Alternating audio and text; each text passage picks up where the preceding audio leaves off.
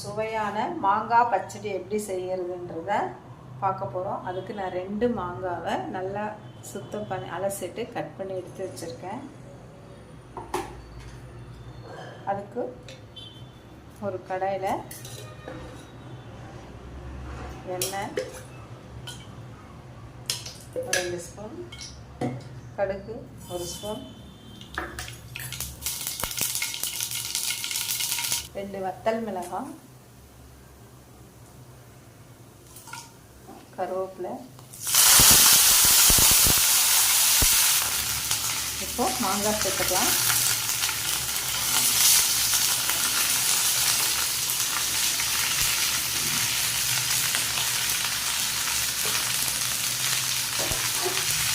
மஞ்சள் தூள்,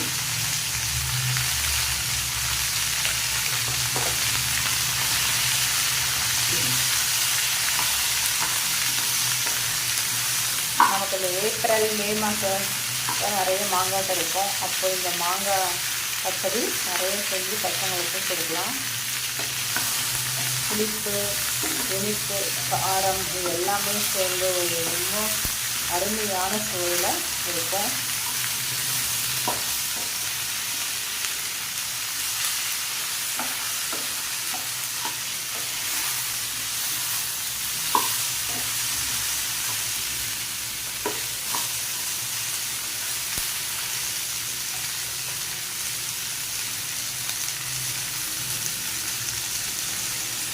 மிளகாய்த்தூள், சிகப்பு மிளகாய்த்தூள்,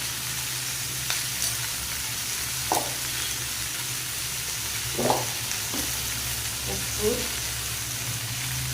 தேவையான அளவு,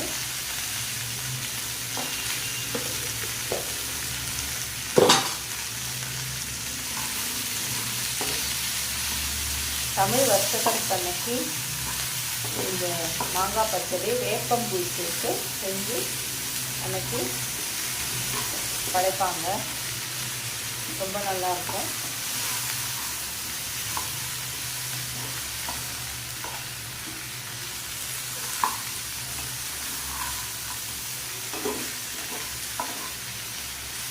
மிளகாத்தூள், மஞ்சள்தூள் எல்லாம் நல்லா சேர்த்து ஒரு 2 நிமிஷம் போட்டு நல்லா ஃபுல்லாக அப்ளை ஆகிற மாதிரி அதை கலந்து விட்டுக்கோங்க.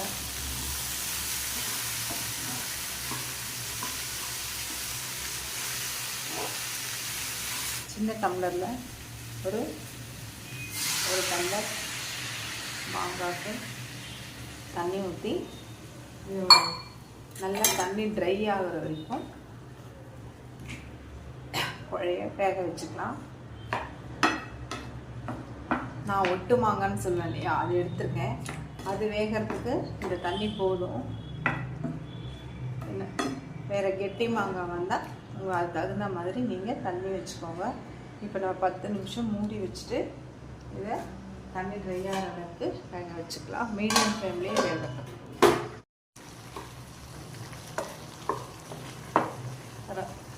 5 நிமிஷம் ஆயிடுச்சுன்னா திறந்து பாருங்கள் மாங்காய் எந்த அளவுக்கு வெந்திருக்கு என்னன்ட்டு. இப்போ பாதி அளவுக்கு மாங்காய் வெந்துடுச்சு. மாங்காய் வந்து நல்லா குழைய வெந்துடணும். ஏன்னா வெல்லம் போட்ட பிறகு மாங்காய் வேகாது. அதுக்காக நல்லா ட்ரை ஆகிற அளவுக்கும் மாங்காய் குழைய வேகிற அளவுக்கும் திட்டமான ஒரு தண்ணி அடித்து வேக வச்சுக்கோங்க. இந்த அளவுக்கு தண்ணி நல்லா ட்ரை ஆகிடணும்.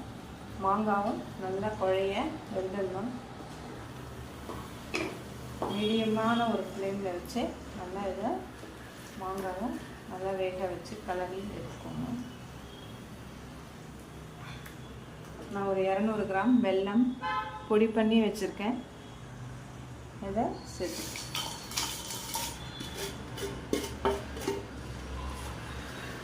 நல்லா கலரி விடணும்.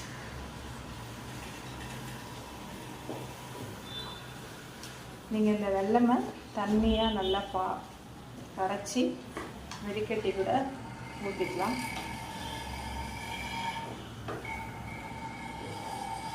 மண்ணெல்லாம் இருக்கும் அப்படின்னு நினச்சிங்கன்னா இது நல்லா சுத்தமான வெல்லம் தான், அதனால் நான் அப்படியே போட்டேன்.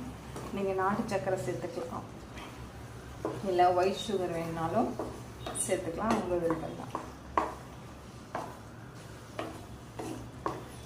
நல்லா அந்த வெல்லம் கரையிற வரைக்கும் இதை சிம்மில் வச்சு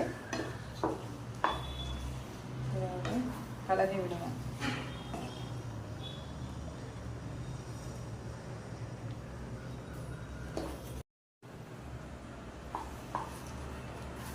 இப்போது பாருங்கள், நல்லா அந்த வெல்லம் வந்து கரைஞ்சி நல்லா வந்துடுச்சு. இன்னும் ஒரு 2 நிமிஷம் வச்சு நல்லா கலரி விடுங்க.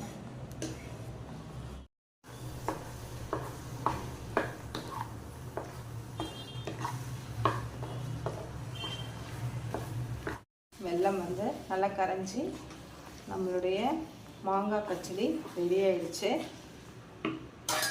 நீங்கள் இதை தயிர் சாதம், சப்பாத்தி, தோசை, இட்லி எல்லாத்துக்குமே வச்சு சைட் டிஷ்ஷாக சாப்பிடலாம். அப்படியே வேணும்னாலும் குழந்தைங்க ஸ்பூன் போட்டு சாப்பிட்றதா இருந்தாலும் சாப்பிடலாம். நம்மளுடைய பச்சடி ரெடி.